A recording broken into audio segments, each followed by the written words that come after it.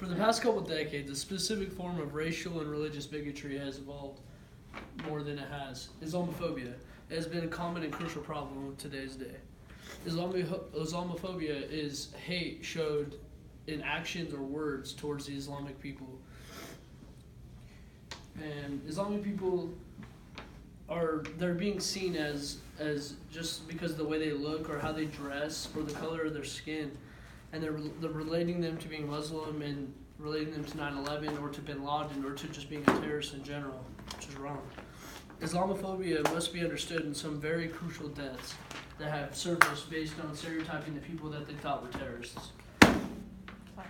This is relevant to everybody because Islamophobia is a national crisis for the reasons of violence and death of humans in general. Islamophobia is expressed through verbal assault, physical assault, and property destruction.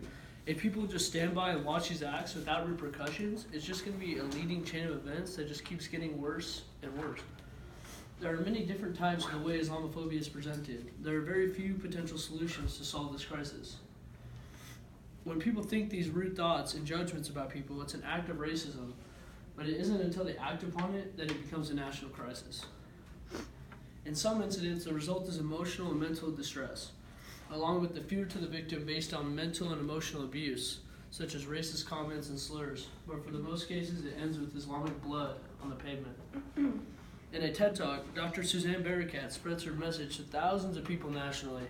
Dr. Barakat recently became aware her brother Dia and his wife Yusra, along with her sister Razan, all became victims of Islamophobia. She became physically frozen when she heard and confirmed she heard 3 people were shot in the back of the head and confirmed dead on the scene. The killer turned himself in for killing 3 people because of a parking dispute. Barakat doesn't believe this. She explained with deep emotion and belief that she believed that that they said that the man assassination style killed these people with the gun to the back of their head. And she was just like jaw dropped. Barakat is credible based on her degree in medical studies at the University of Carolina. The doctor has spread her word all over the world to people all over the internet. It's getting hurt. Rachel Reves is spreading her message in a massive way in an article in the independent online news source. She described one of the most major recent events in Tucson, Arizona, as a hate crime. A trespasser intruded a mosque, a Muslim place of worship. They destroyed and spread copies of the Quran all over the place and left it looking destroyed. Along with another incident in Michigan, she classified as another hate crime for a fire in a mosque claimed to be arson. Somebody went in and disfaced the whole thing and caught it on fire. And now mosques are supposed to be safe havens for the people of the Islamic faith. And now they're just going to be seen as a glass building or a really fragile, threatened place that's not safe. To every cause, there's an effect. To every problem, we must have a solution. A start to put a stop to this crisis begins with labeling all acts of terrorism as terrorist acts, not just ones committed by the Islamic kind. Quite recently, an act of Islamophobia has been committed by the U.S. government by naming the Vegas mass murder as not an act of terrorism because the man was mentally ill. The Las Vegas Police Department said that there needed to be a political motive for it to be an act of terrorism.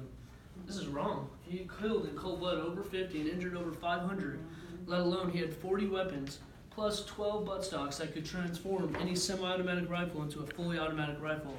No matter the skin color, the motive, or anything, that's an act of terrorism. If he was Islamic, it would have been labeled an act of terrorism right away. A minor solution to this racist bigotry would be to hold all acts accountable to punishment. No matter what, if someone makes a violent act based on inferring that somebody is a terrorist and they're innocent, the criminal must be prosecuted to full extent. That means even if labeled mentally ill, they must be prosecuted. If our country shows we have no tolerance for these actions, people will take the hint, and Islamic people will start feeling safe again. I can conclude that judging someone before you get to know them is one of the worst things you could do to someone. Islamophobia is a constant problem in this world and deserves to not be ignored as a national crisis. Just keep an eye out and ear open to what everybody hears and see what what everybody says, and just listen. Would they say that to somebody's face? What would your reaction be? Thank you.